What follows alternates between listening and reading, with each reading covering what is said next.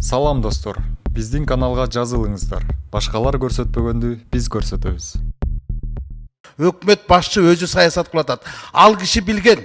Бул жерде бүгүн Баткен чегарасы боюнча кырдаалды талкууга алынар. Негер өкмөт башчы Мухаммедкалый Дүйшөкөевич Якутияга кетсе, ошол жакта кырдаалды турукташтырып кетет. Мен түшүнмөкпүз, биз түшүнмөкпүз. Бирок ал Ошко кетип атпайбы?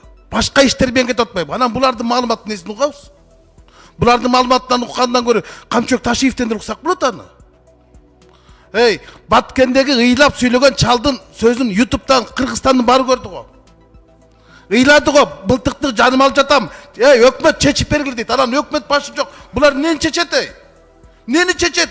Булар ушул турган турушу менен Якутскийге кетсин, азыр отуруп алып бортко. Чечип келсин жок дегенде бир маселени. Ошол жакта кырдаалды турукташтырып келсин. Баткенде кырдаал турукташып калды. Анан азыр айтып атпайсызбы? Өкмөт башчыга боор өрүпчү. 3 күн мурун бериш керек деп. Мына Баткендеги кырдаалды биз күн тартибинде бар беле. Бул чукул кырдаалда. Чегарадагы маселе боюнча 3 күн мурун өкмөт башчыга айтышыбыз керек экен да, сиз келиңиз, ушуну талкуулайбыз деп. Өкмөт башчы өзү келиш керек. А бизди бюджетти кабыл алдырганда, кезек сессияга чакырганда, бир эле күн мурун эмес, 1 саат мурун чакырасыздар го.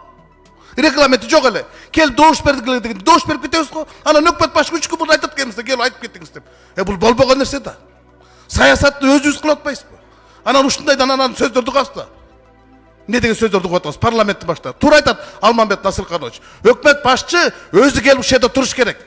Чек-чейип ушул жерде отчет бериш керек болчу. Эртең дагы алдын алыш керек болчу. Жылда Баткенде чегарада боюнча чыр чыгат. Жылда эле ушинтип сооротуп коюшат. Эчтеке чечилген жок. Туура айтат. Өкмөттүн мындай эге турдумбуз отставкасы каралыш керек деп. Мен да кошулам ушуга. Рахмат. Дастан Арсбекович жогорудагы айтып чыккан кесиптештерди мен да колдойм да. Эми чечилбеген чегара маселесин чечишибиз керек да. Анан өкмөт башчы өзү келиш керек. Укук коргоо органдар баары келиш керек. Анан Баткенде кел вице-премьер менен жергиликтүү губернаторду коёндон коркок болуп заставадан чыкпай жатып алар кетсин деп атса, биз буларды келсин деп атабыз да. Бул биринчи маселе. Экинчи маселе чегара маселесине миграция башчысынын кандай тиешеси бар? Баткендеги чегара кырдаал турукташып калды. Якутияда эмне болуп атат? Бөтөн элде, бөтөн жерде биздин мекендештер Кыргыз Республикасынын өкмөтүнүн өкүлдөрүн таппай 2 көз 4 боло турса, миграция башчысы орун басарын жөнөтүп кое турат. Ал нени чечет? Нени чечет? Не отуруп бул жерде? Бизсе премьер кошулуп ошол жакка барыш керек, Якутскийге. Ошол мэри менен сүйлөш керек. Ошол жакта өкүлдөр менен сүйлөш керек. Кана берде биздин чегара маселеси бул тышкы иштер министрлигинин милдеттеринин бирине кирет. Кайда тышкы иштер министри? Кана башкы прокурор? Канча киши 7 киши кылмыш иши козголду дейт. Сурайык да. Мынча киши барымтага алдым дейт. Тажик тараптан 2 киши болду дейт. Эмне үчүн ушундай маалыматтар чыгып кетти? Улуттук коопсуздук кызматы келиш керек. Анан отуруп алып булар маалымат туккан эмне пайда? Эл эртең эмне дейт? Ошондуктан миграция башчысын бирге кереги деле жок. Буга суроо деле жок болуш керек. Буну тез арада вице-премьерди кошуп туруп Якутияга жөнөткүлө. Рахмат. Саламатсыздар, урматтуу депутаттар. Эми басма элдин кысканын ээси билбейт, ат билет дейт. Бул чегара маселеси ошо чегарада чектешкен гана элдердин көйгөйү эмес. Биз көчө күнү эл аралык коргоо коопсуздук комитетинде бул маселени 2,5 саат талкуулаганбыз. Керек болсо ошол комитетке премьер-министрди чакырганбыз. Мына бул жерде отурган өкмөт мүчөлөрүнүн баары күбө келген жок. Анан суранганбыз. Эртең келсин. Эртең биринчи суроо ушул Баткен Тажик чегарасындагы окуялар боюнча деп айтканбыз. Ошо жерде мына канча сөздөр айтылды. Бул жерде мына Жеңиш Парпиевичтин ошо Тажикстан агентинен баштап трансформация бүт маселелер көтөрүлгөн, ачуу да, таттуу да сөздөр айтылган. Ошо жерде Токтон менен жанагы Адахан Мадумаровдун Совбездин секретары катары протоколго кол койгону боюнча биз Минюска конкреттүү түрдө тапшырма бергенбиз. Ошол протокол юридикалык күчкө ээ болобу? Ошондой эле ошо кезде Совбездин секретары катары Адахан Мадумаровдун эл аралык аренада ушундай кыргыз элине кыянатчылык кылган протоколго кол койгонго укугу бар беле? Ошого укуктук баа берсин деп Ген прокуратурага тапшырганбыз. Бүгүн Ген прокуратура өзү да жок. Анан экинчи маселе ушул Тажик Баткен чегарасы боюнча 2005 жылдан 2009 жылга чейин мындай бир чыккынчылык түрдө ар кандай келишимдер кабыл алыптыр. Ошол келишимдердин негизинде биздин жогорку кеңешке ратификация бергиле деген кагаздар келген экен. Бирок 2011 жылы 10 майда ошо кезде Коргоо жана Коопсуздук комитетинин башчысы генерал Исаковдун комитети карап, бул маселени ошондо чечим кабыл алышкан экен да. Бул маселелер мындай Кыргыздын кызыкчылыгына чыккынчылык кылган маселелер. Ошол маселе Кыргызга чыккынчылык кыла турган келишимдерге кол койгон жетекчилер жоопко тартылсын деп туруп, бул эмнени артка кайрган экен. Давайте бүгүн ошол Исмаил Исаковду чакыралы залга дагы. Ошол киши бүт ак карасы, аки чүкүсүнө чейин абдан жакшы билет. Ошол киши да айтып берсин. Биз ал бул дебейли. Исмаил Исаковду чакыралы. Урматтуу депутаттар, ушуну добушка коем. Исмаил Исаковду чакыралы. Ошол кезде Коргоо Коопсуздук комитетинин жетекчиси катары ушул келишимдердин баарын деген бул Кыргызга кыянатчылык кылган деп чечим чыгарган экен. Эми регламент боюнча Дастан Атысбекович, негизги карала турган маселелер үчүн жогорку кеңеш чакырат. 1 күн, 3 күн мурда чакырыш керек негизичи. Анан бул чакыруу болбоду, бир баягы ошондо тактап койшок. Экинчиден, эгерде премьер-министр келе албай турган болсо, чакырып туруп, анан кийин игнор кыла турган болсо, бул чара колдонуш керек сөз.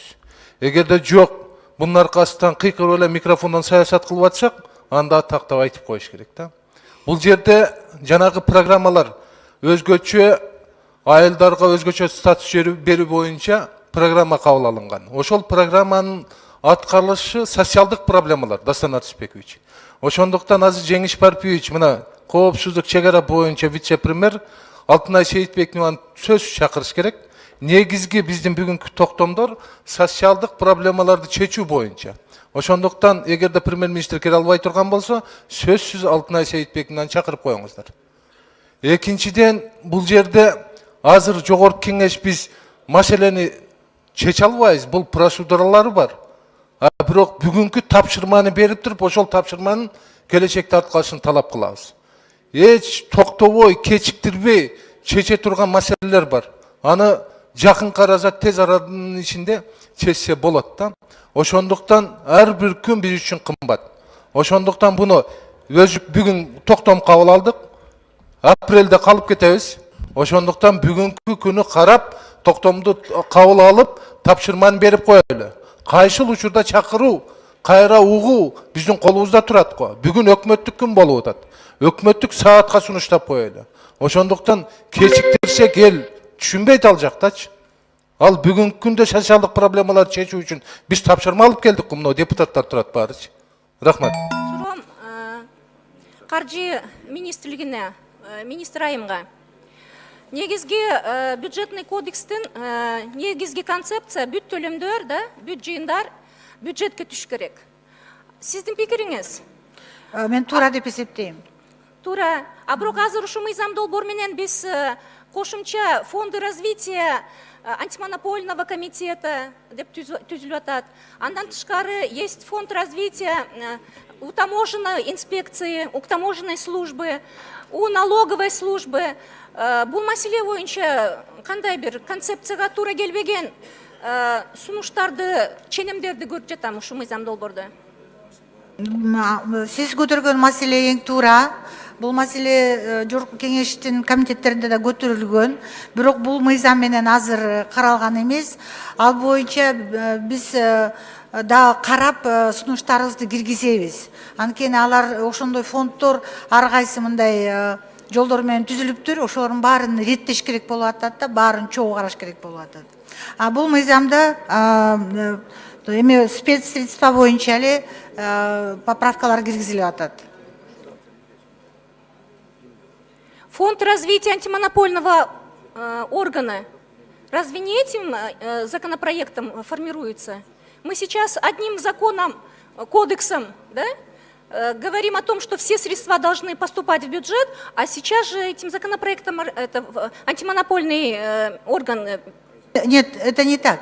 Вы знаете, вот эти фонды, которые вы говорите, да, они формируются положениями, и они в бюджете учтены. Но у нас есть поручение, значит, все это систематизировать, рассмотреть отдельно. Здесь речь идет только о спецсредствах.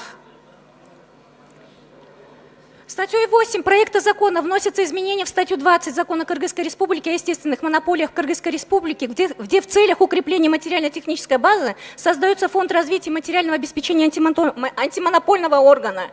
Как вы можете подзаконными актами формировать фонды? Это же противоречит кодексу.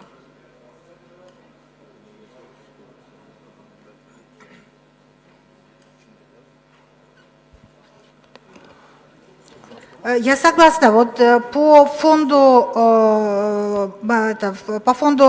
значит, антимонопольному, фонд развития материального обеспечения, он действительно оказывается в размере 25% на основе закона об естественных монополиях. Но там, знаете, я вот как раз говорю о том, что необходимо все упорядочить. Вот порядок формирования и использования данного фонда, дальше сказано, определяется правительством Кыргызской Республики. Поэтому где-то так записали, где-то по-другому. Вот это все необходимо упорядочить. И такое поручение у нас от комитета на сегодняшний день есть. Вот я хотела об этом сказать. Ну, надо же упорядочить этим законопроектом. Мы сейчас одним законопроектом создаем противоречие основному бюджетному кодексу. Я хочу еще вас спрашиваю ваше мнение относительно действующего фонда развития в таможенной службе. Ежегодно 450, в этом году 500 миллионов сомов. Это формируется вот за счет средств республиканского бюджета и тратится очень субъективно. Поэтому я думаю, ну, это же большая сумма. На 500 миллионов можно каждый год строить по 10 школ. А эта сумма, они на свое усмотрение руководство тратит. Я думаю, этим законопроектом нужно урегулировать вот эти... Я еще раз сказала, я с вами согласна. И в этом вопросе упорядочение необходимо. И нам просто необходимо время для того, чтобы все это изучить и представить Джорку Кеңешу.